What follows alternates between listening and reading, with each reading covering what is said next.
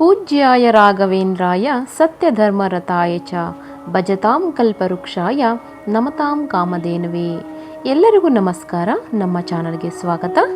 ನೀವು ಮೊದಲನೇ ಸಾರಿ ನಮ್ಮ ಚಾನಲನ್ನು ನೋಡ್ತಾ ಇದ್ದರೆ ದಯವಿಟ್ಟು ಸಬ್ಸ್ಕ್ರೈಬ್ ಮಾಡಿ, ಹಾಗೆಯೇ ಪಕ್ಕದಲ್ಲಿರ್ತಕ್ಕಂಥ ಬೆಲ್ ಐಕಾನನ್ನು ಪ್ರೆಸ್ ಮಾಡಿ ಅಂತ ಹೇಳ್ತಾ, ಇಂದಿನ ವಿಡಿಯೋದಲ್ಲಿ ನಾವು ಅಕ್ಟೋಬರ್ ಮಾಸದಲ್ಲಿ ವೃಷಭ ರಾಶಿಯವರಿಗೆ ಯಾವ ರೀತಿಯ ಶುಭ ಫಲಗಳಿದೆ ಮತ್ತು ಅವರು ತೆಗೆದುಕೊಳ್ಳಬೇಕಾದಂತಹ ಪರಿಹಾರಗಳೇನು ಎಂಬುದರ ಬಗ್ಗೆ ಸಂಕ್ಷಿಪ್ತವಾಗಿ ತಿಳಿದುಕೊಳ್ಳೋಣ.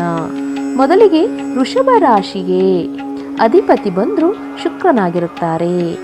ಈ ಮಾಸದಲ್ಲಿ ವೃಷಭ ರಾಶಿಯವರಿಗೆ ಕೆಲವೊಂದು ಮಿಶ್ರ ಫಲಗಳನ್ನು ತೋರಿಸ್ತಾ ಇದೆ. ಈ ತಿಂಗಳಲ್ಲಿ ನೀವು ಮಾಡುವಂತಹ ಕೆಲಸಗಳಲ್ಲಿ ಸ್ವಲ್ಪ ವಿಳಂಬವನ್ನು ಕಾಣುತ್ತೀರಿ.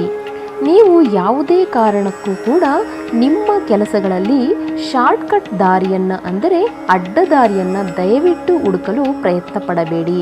ಏಕೆಂದರೆ ಇದರಿಂದ ನಿಮಗೆ ಅನಗತ್ಯ ಸಮಸ್ಯೆಗಳನ್ನು ನೀವು ಎದುರಿಸುವಂತಹ ಪರಿಸ್ಥಿತಿಗಳನ್ನು ಬರುತ್ತೆ.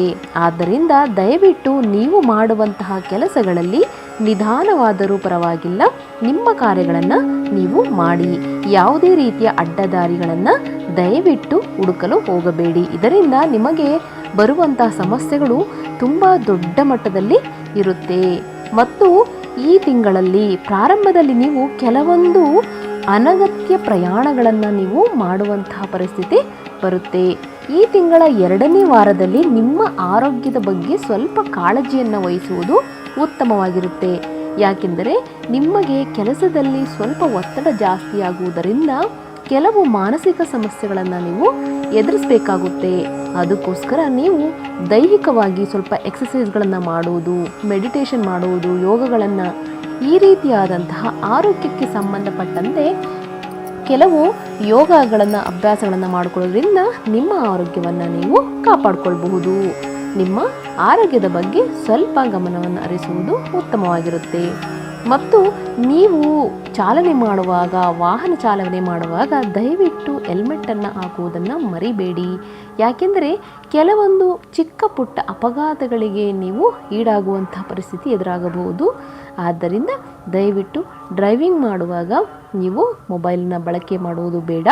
ಹಾಗೆಯೇ ಹೆಲ್ಮೆಟನ್ನು ಕಡ್ಡಾಯವಾಗಿ ಬಳಸುವುದು ಉತ್ತಮವಾಗಿರುತ್ತೆ. ಇದರಿಂದ ನಿಮಗೆ ಆಗುವಂತಹ ಅಪಾಯಗಳಿಂದ ನೀವು ಪಾರಾಗಬಹುದು.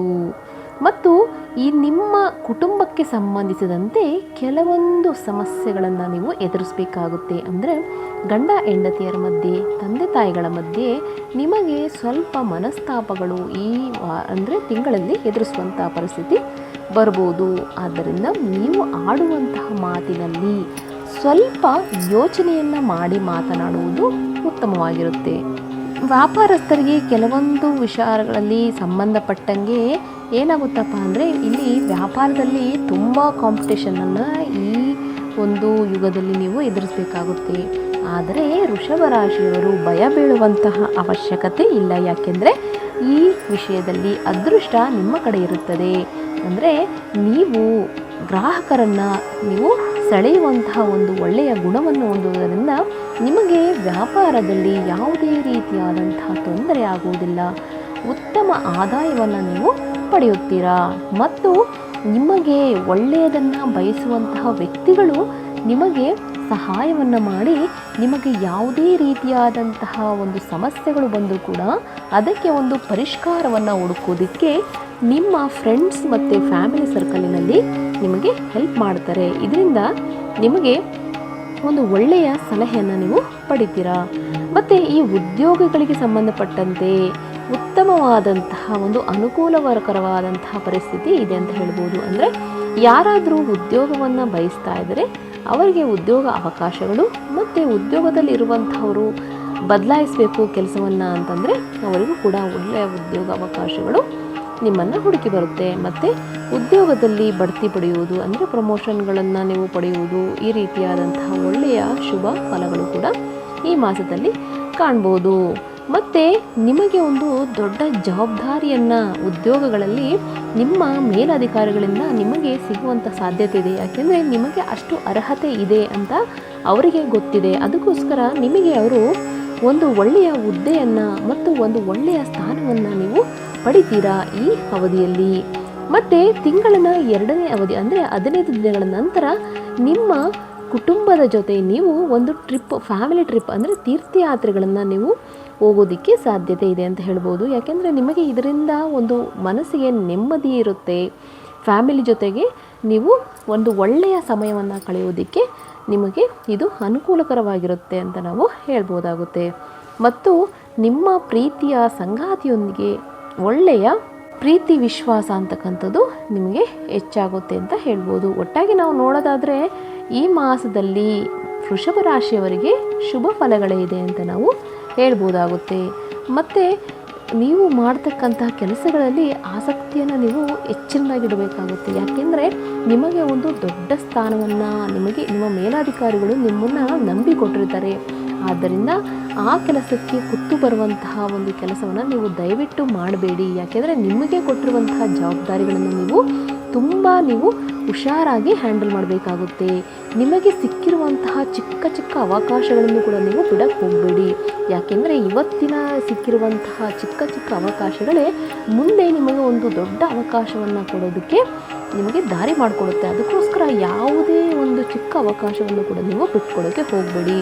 ಮತ್ತು ನಿಮ್ಮ ವ್ಯಾಪಾರ ಉದ್ಯೋಗಗಳನ್ನು ನಾವು ನೋಡೋದಾದರೆ ಆರ್ಥಿಕವಾಗಿ ನಿಮಗೆ ಒಳ್ಳೆಯ ಆದಾಯವನ್ನೇ ತೋರಿಸ್ತಾ ಇದೆ. ಆದಾಯ ಬಂದಿದೆ ಅಂತ ಹೇಳ್ಬಿಟ್ಟು ನೀವು ಬೇಕಾಗಟ್ಟಿಯಾಗಿ ಖರ್ಚು ಮಾಡೋಕ್ಕೆ ದಯವಿಟ್ಟು ಹೋಗಬೇಡಿ. ನಿಮಗೆ ಬರುವಂತಹ ಆದಾಯದಲ್ಲಿ ಆದಷ್ಟು ನೀವು ಉಳಿತಾಯದ ಕಡೆಗೆ ಗಮನ ಹರಿಸುವುದು ಒಳ್ಳೆಯದು.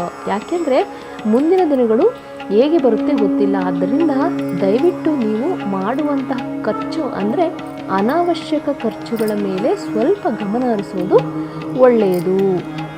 ನೀವು ಮಾಡುವಂತಹ ಕೆಲಸದಲ್ಲಿ ಅಂದರೆ ನಿಮ್ಮ ಉದ್ಯೋಗದಲ್ಲಿ ಇರುವಂತಹ ಒಂದು ಟೆನ್ಷನ್ನ ದಯವಿಟ್ಟು ಮನೆಗೆ ಅದನ್ನು ತರಬೇಡಿ. ಯಾಕೆಂದರೆ ಇದರಿಂದ ಏನಾಗುತ್ತೆ ಅಂದರೆ ನಿಮ್ಮ ಕುಟುಂಬದ ಜೀವನದಲ್ಲಿ ಒಂದು ಬಿರುಕು ಉಂಟಾಗೋದಕ್ಕೆ ಆಹ್ವಾನ ನಿಮಗೆ ಇರುತ್ತೆ. ಆದ್ದರಿಂದ ಇದರಿಂದ ನಿಮಗೆ ಏನಾಗುತ್ತೆ ಅಂದರೆ ನಿಮ್ಮ ಸಂಗಾತಿಯೊಂದಿಗೆ ಕೆಲವೊಂದು ಭಿನ್ನಾಭಿಪ್ರಾಯಗಳನ್ನು ಮೂಡೋದಕ್ಕೆ ನಿಮಗೆ ಆಗ್ಬೋದು. ಅದರಿಂದ ದಯವಿಟ್ಟು ನಿಮ್ಮ ಕೆಲಸವನ್ನು ಏನಿದೆಯೋ ಅದನ್ನು ಅಲ್ಲೇ ಆಫೀಸಲ್ಲೇ ಮುಗಿಸ್ಬಿಟ್ಟು ಕಂಪ್ಲೀಟಾಗಿ ಬನ್ನಿ. ಇದರಿಂದ ನಿಮ್ಮ ಒಂದು ಕುಟುಂಬದಕ್ಕೆ ಯಾವುದೇ ರೀತಿಯಾದಂತಹ ತೊಂದರೆ ಆಗದಂಗೆ ನೀವು ನೋಡ್ಕೋಬೇಕಾಗುತ್ತೆ.